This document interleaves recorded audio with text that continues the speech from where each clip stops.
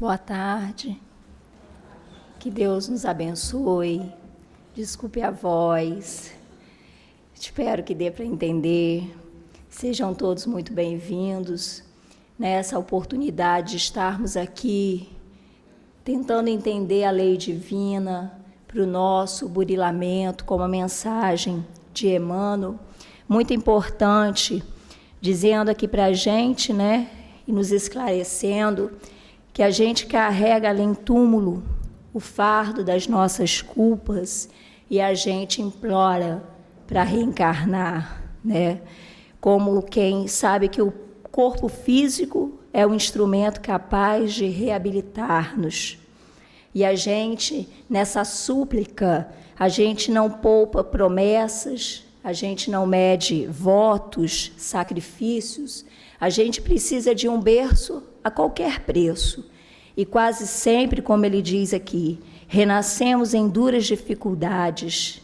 E ele nos pede que não recusemos a provação ou problema que o mundo nos impõe, Diante das moléstias, dos sonhos torturados, do parente difícil, da separação temporária, que a gente verifique que tudo vai passar e que todo esse chamamento é próprio para a nossa própria evolução, Enquanto, quando ele diz aqui dessa separação temporária, nos levando à reflexão sobre a morte, E a gente hoje vai dar continuidade o Livro dos Espíritos, a parte 2ª, que trata do mundo espírita, o capítulo 4, Pluralidade das Existências, onde vem intitulado Sorte das Crianças depois da morte.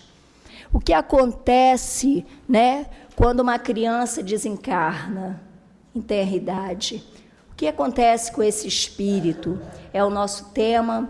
Kardec faz 3 perguntas, da 197 a 199, nos levando a essa reflexão, A gente sabe que o período da infância é um período que, quando o espírito encarnado, ele está mais sensível ao aprendizado, Aonde pais, educadores, possam estar passando para eles as devidas instruções para que esse espírito possa vir a progredir, vir a entender.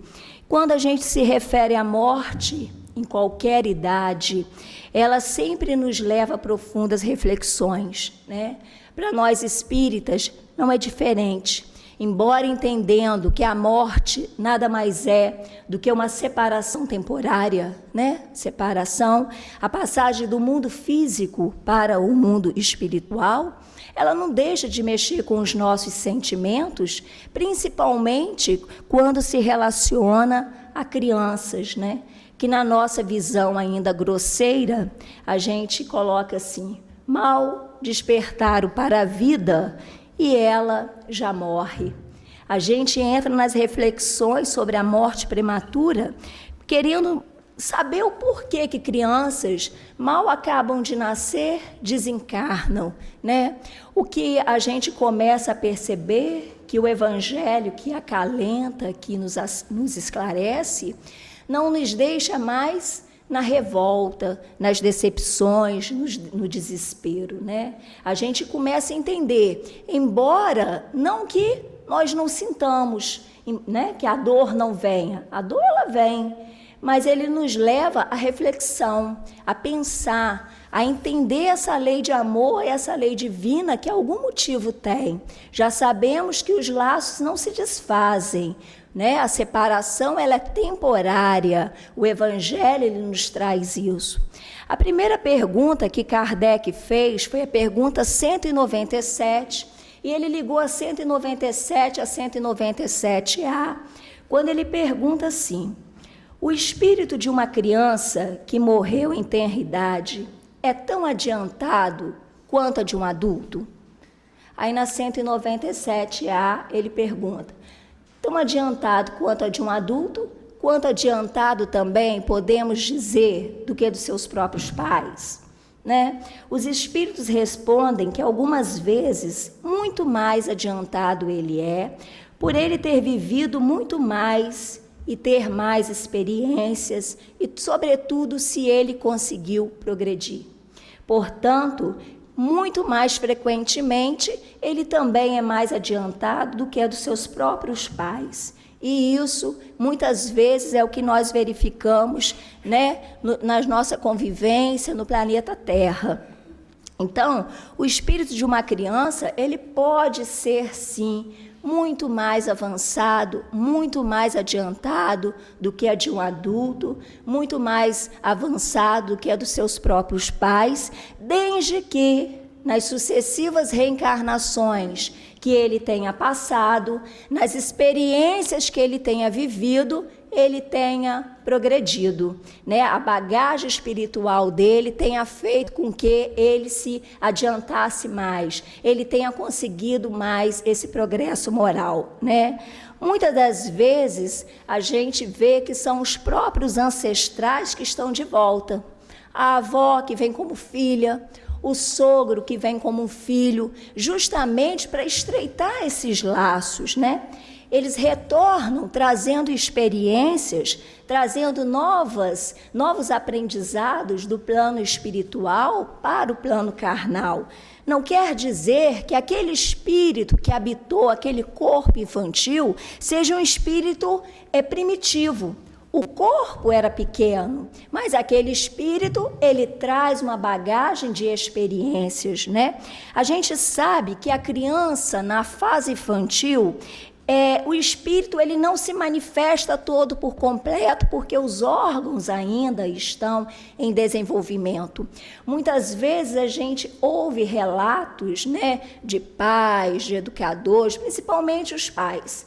Fulano era tão mansinho quando criança, nunca me respondeu, mas chegou essa fase da adolescência, é a rebeldia da adolescência. É quando ele realmente se assume quem ele é. Por quê? No período da infância, conforme eu tinha dito anteriormente no início da questão, é aquele período que nós, como pais, né, como os familiares, como educadores, a gente tem mais a possibilidade de estar educando, de estar instruindo aquele espírito, naquela fase ali. É o momento que eles estão mais acessíveis ao ensinamento que lhe é dado. Agora, a gente pode, desde já, começarmos a identificar que bagagem é essa que essa criança traz, através dos seus comportamentos, das suas atitudes, dos próprios instintos que eles trazem. A Revista Espírita, de 1866, ela trouxe questões sobre crianças e trouxe um relato sobre crianças que foram guias dos seus próprios pais. Um relato breve que eu vou ler aqui foi de uma criança que desencarnou com 7 anos, né? E ela passou a ser o guia espiritual de sua própria mãe. E essa mãe tinha muitos amigos, ela se tornou uma médium, e os amigos não entendiam, não compreendiam, né? Por que essa criança era seu próprio guia, se ela já existia antes dele, né? E se ela até então já tinha um próprio guia, mesmo que fosse apenas durante um determinado tempo que essa criança esteve reencarnada. E ela vai, através de uma comunicação, pede uma explicação ao próprio espírito do seu filho. E ele responde o seguinte: eu existi muito tempo antes da minha mãe e ocupei em outra existência uma posição eminente por meus conhecimentos intelectuais. Mas um imenso orgulho se havia apoderado do meu espírito e durante várias existências consecutivas fui submetido à mesma prova, sem poder dela triunfar, até chegar à existência que estava junto de vós. No entanto, como eu já estava mais adiantado e minha partida devia servir ao vosso adiantamento, quer dizer, ao adiantamento da mãe, que ainda estava tão atrasada na vida espírita, Deus me chamou antes do fim da minha carreira, considerando minha missão junto a vós mais aproveitável como espírito do que como encarnado. pois Deus sabia que era eu que devia ser o seu guia espiritual e que eu a levaria mais eficazmente para o caminho do qual ela estava afastada. O guia que ela tinha até então, quer dizer, o mentor espiritual, o guia espiritual dela, foi chamado para uma outra missão, quando vim tomar seu lugar junto a ela.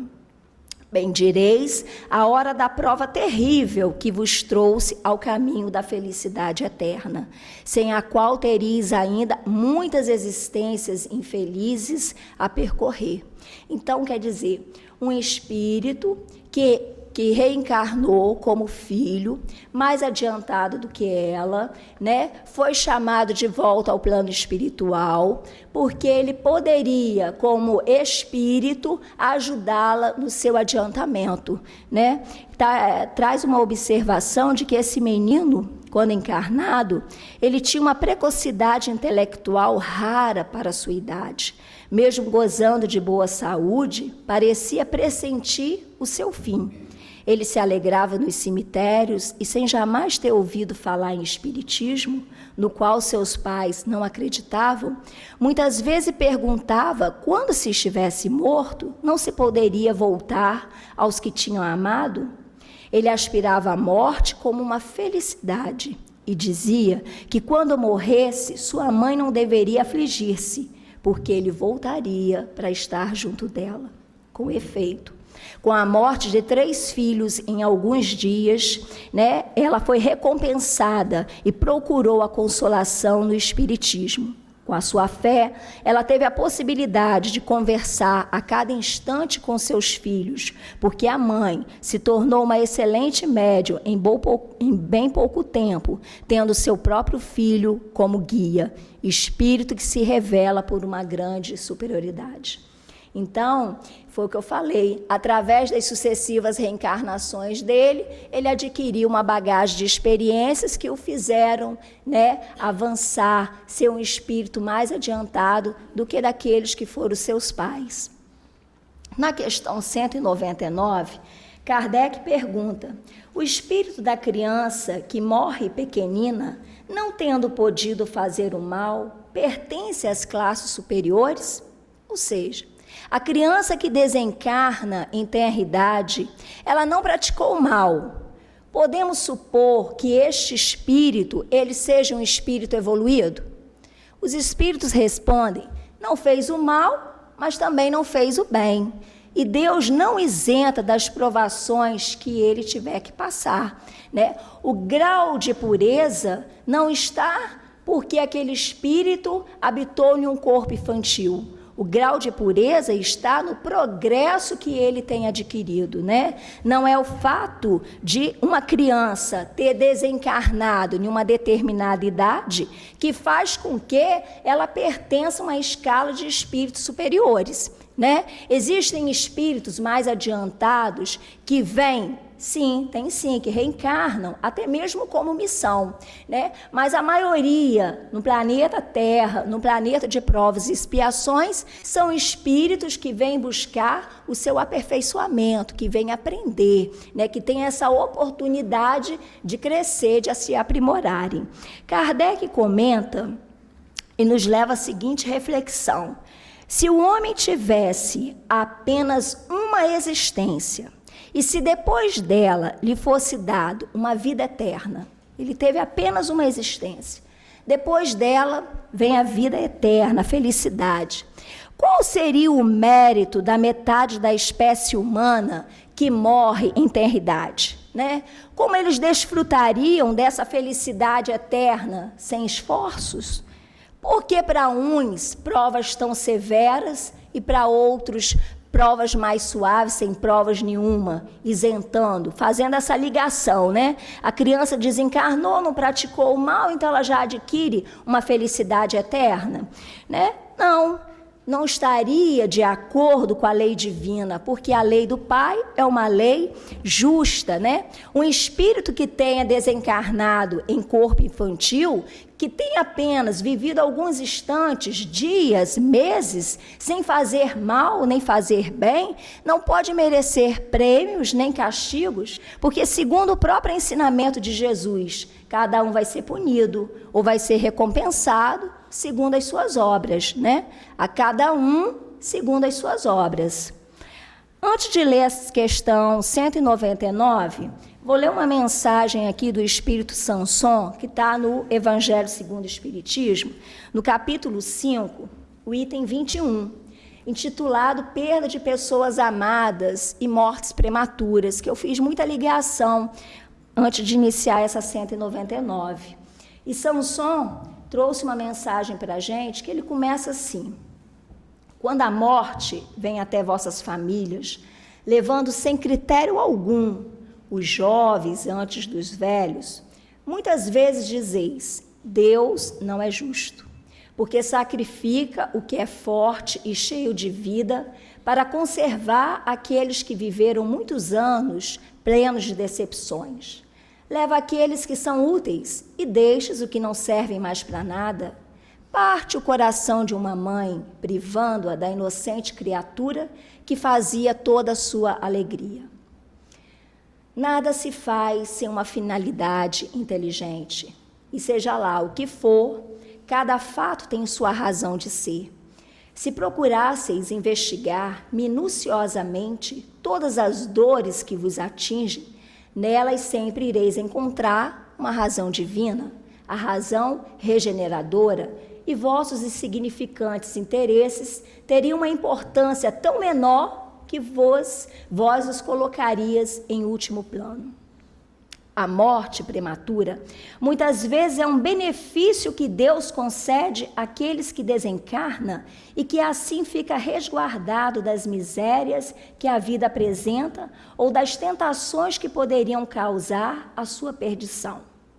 Aquele que morre na flor da idade não é vítima da fatalidade. Deus simplesmente julga que lhe é útil não permanecer mais sobre a terra. Alegrai-vos em vez de chorar, quando Deus resolve retirar um de seus filhos desse vale de misérias. Não é o egoísmo desejar que ele fique na terra para sofrer convosco? Essa dor se concede naquele que não tem fé e que vê na morte uma separação eterna. Mas vós, espíritas, sabeis que a alma vive melhor desembaraçada do seu invólucro corporal. Mães, sabeis que vossos filhos bem-amados estão perto de vós. Sim, eles estão bem perto. Seus corpos fluídicos vos cercam, seus pensamentos vos protegem, vossa lembrança os enche de alegrias, mas também as vossas dores, sem razão, os afligem, porque elas denotam falta de fé e porque são uma revolta contra a vontade de Deus. Então, Deus simplesmente julga que lhe é útil não permanecer mais tempo sobre a terra. Aí vem a pergunta 199. Por que a vida muitas vezes é interrompida na infância? Os espíritos respondem, né? A duração da vida de uma criança pode ser para o espírito que nela esteja encarnado um complemento de uma existência anterior e também provas para os seus pais, né? Quando fala de complemento de uma vida anterior, é o que a gente chama de espíritos completistas, né? Eles vêm justamente completar um determinado tempo, um determinado período que ficou sem cumprir. Por escolhas, através de suicídios ou suicídios indiretos, tinha um planejamento de 25 anos, um exemplo, de 25 anos. Ele lá desencarna com 20. Ele retorna depois pela necessidade, não são todos os casos, por uma necessidade, e ele vem completar justamente numa outra encarnação esse período que ficou faltando. O que a gente deve, a gente tem que saldar. Então, esse período de 5 anos. Outra questão também que os espíritos colocam aqui, de provações para os seus pais, né?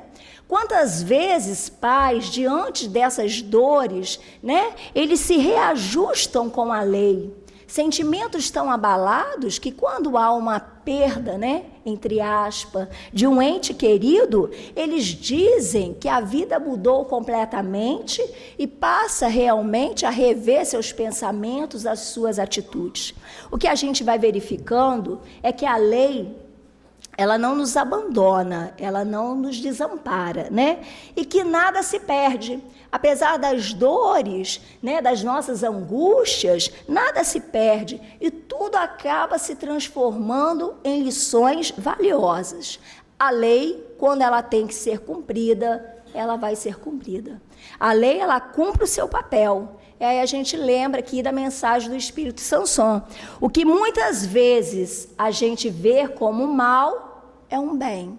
Só que naquele momento ali, na visão, né, tão ainda no orgulho, no egoísmo, a gente não tem esse entendimento. A gente vê lá a história da mãe, né, dita logo no início, do filho de 7 anos que desencarnou. Né, a partir do desencarne do filho, ela se reajusta, ela vai procurar se aprimorar.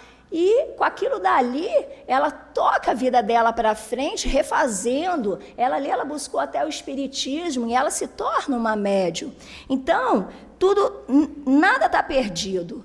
Na realidade, a lei do Pai é uma lei justa e misericordiosa. Nos últimos dias, a gente tem acompanhado aí o acidente lá em Mariana, aonde nós tivemos também crianças, nos relatos que eu estava vendo, de 5 meses, 5 anos, 7 anos, que também desencarnaram. Provações para esses espíritos, necessidades que eles tinham que passar, necessidades e provações para os seus pais. A lei, quando tem que ser cumprida, ela vai ser cumprida. A pergunta 199, Kardec questiona, 199A. O que acontece com o espírito de uma criança que morre em tenridade? E os espíritos respondem, ela recomeça uma nova existência. Ela recomeça, o espírito, ele é imortal, né? Novo ciclo, novas oportunidades, novos planejamentos, nada está perdido. O período da infância, embora ainda para o nosso planeta, né, um período longo, mas ele ainda é necessário. E não significa que aquele espírito seja um espírito inocente, um espírito primitivo. Jesus, no capítulo 7 do Evangelho, ele toma a infância como símbolo de pureza e de simplicidade, né? A infância, ela representa aquele ponto que todos nós temos que chegar. É isso, quando ele toma a infância, ele estava mostrando para a gente onde é que nós temos que chegar. Aquela inocência, aquela candura, aqueles sentimentos, né, que a gente vê verdadeiramente quando a criança olha para a gente e diz, eu te amo. Né? Quando a criança vem para a gente e dá um abraço. Essa infância é o símbolo aonde todos nós devemos chegar. Não quer dizer que aquele espírito, né, não tenha lá suas bagagens de experiências para trás. Ele traz, sim, experiências. Muitas vezes nós verificamos crianças dotadas de uma sabedoria que pega um instrumento, ou que faz uma dança, ou que desenvolve um raciocínio de matérias que a gente fica assim, aprendeu com quem? Né? Eu nem ensinei isso, já sabe. Outras, né, crianças que já trazem o instinto de roubos, de brigas, né?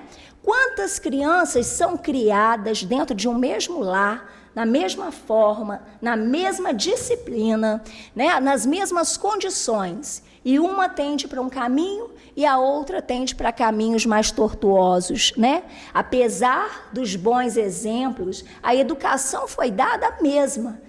É a individualidade de cada um, é a bagagem que cada um traz e a nossa responsabilidade como pais, como educadores, né, de reintegrar essa criança. Por isso que educar na fase da adolescência, você já perdeu anos e anos. Educa-se, como Chico mesmo diz, desde a barriga. Quando o feto está lá dentro da barriga, que a gente começa a conversar, já começa a direcionar, já faz a prece ali, já vai orientando, já vai disciplinando, porque eles precisam de disciplina. A gente não conhece quem vai vir.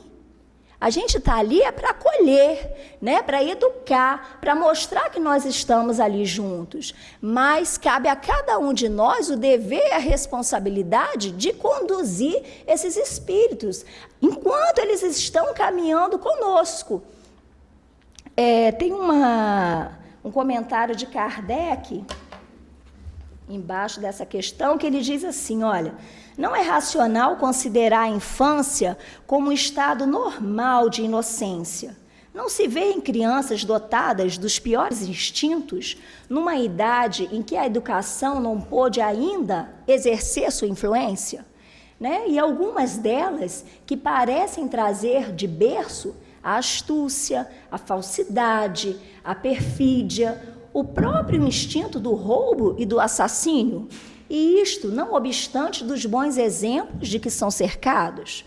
A lei civil as absolve de seus crimes porque diz que eles agiram sem discernimento. E tem razão, porque com efeito elas agem mais instintivamente do que deliberadamente. Porém, de onde provém esses instintos tão diferentes em crianças da mesma idade, educadas nas mesmas condições e submetidas às mesmas influências? De onde vem essa perversidade precoce, senão da própria inferioridade do espírito, visto que a educação não promoveu isto?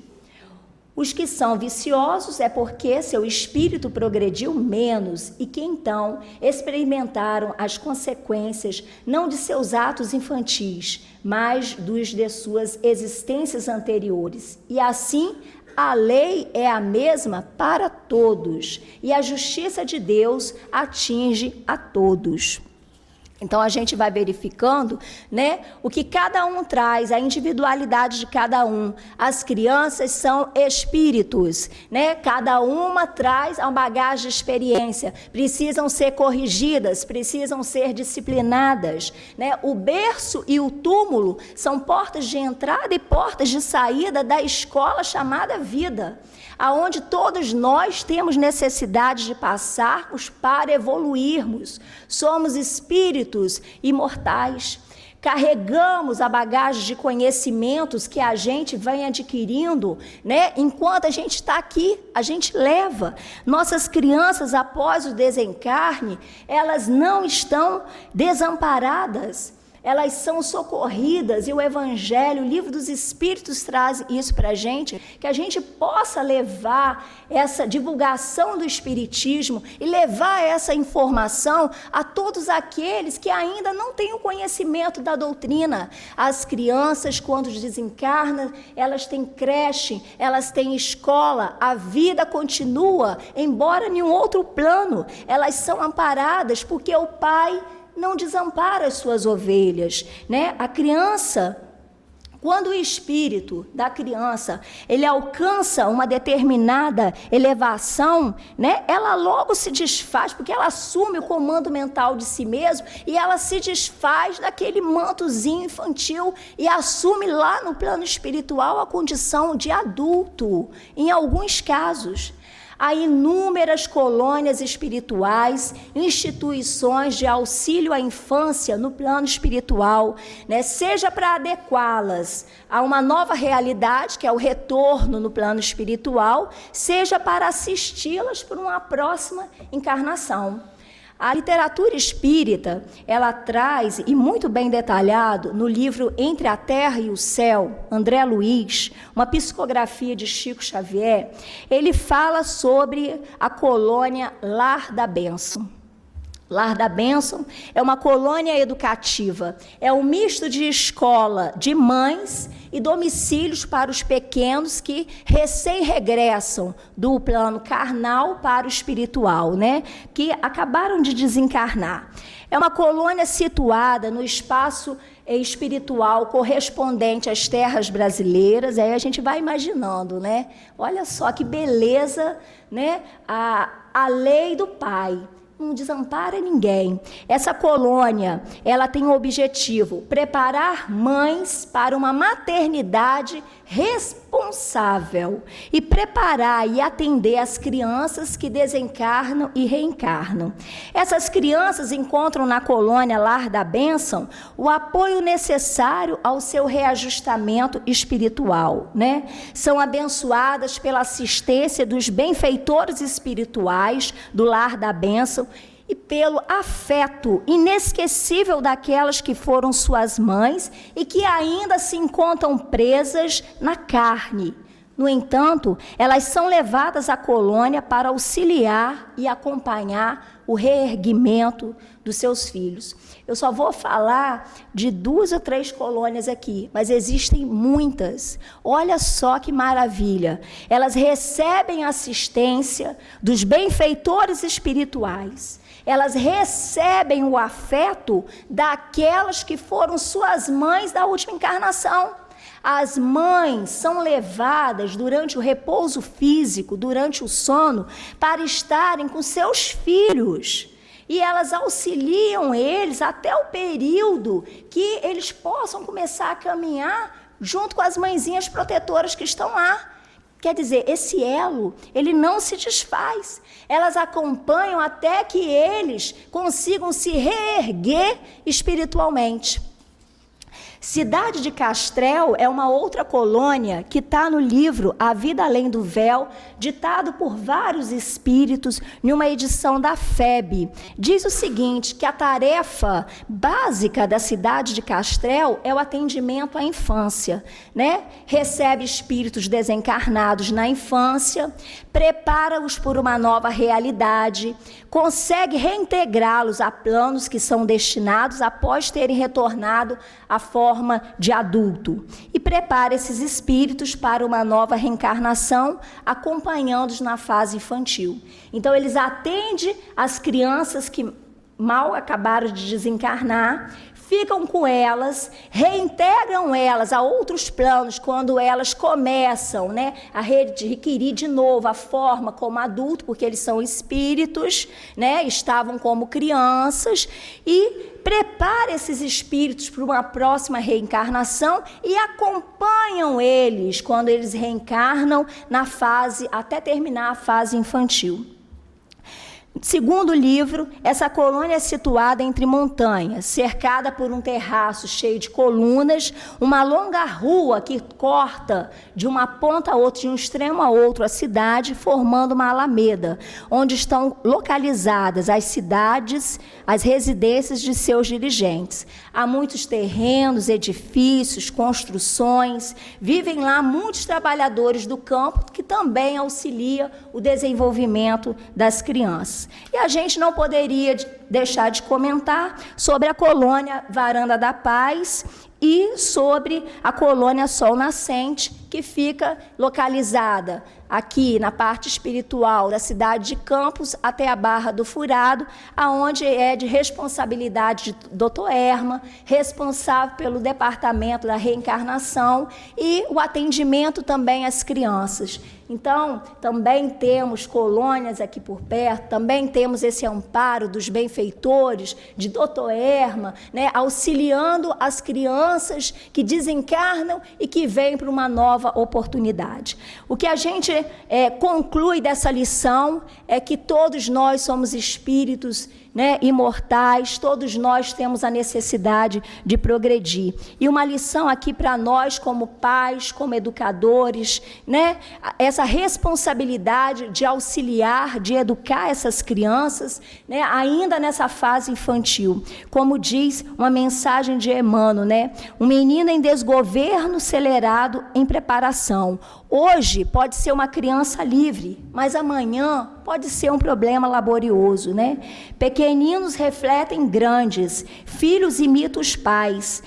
Esclareçamos nossos filhos no livro do exemplo nobre, nem freio que os mantenha numa servidão, nem licença que os arremesse ao charco da libertinagem. Em verdade, a criança ela é o futuro, mas ninguém colherá futuro melhor sem frutos de educação. Então, enquanto eles estão caminhando conosco, né, nós já sabemos que quando desencarna, eles têm lá todo o amparo. A oportunidade agora é para nós que temos crianças, né, nossos filhos, aqueles que nós educamos, as crianças que convivem na nossa sociedade, a nossa responsabilidade, o nosso dever de amparar, de disciplinar, de colocar limites, né? Dar o afeto sim, mas disciplinando e educando, porque amar também é disciplinar, é corrigir, para que eles possam alcançar o progresso também e serem mais felizes, né, quando forem chamados. Que Deus possa nos abençoar e nos orientar hoje, agora e sempre.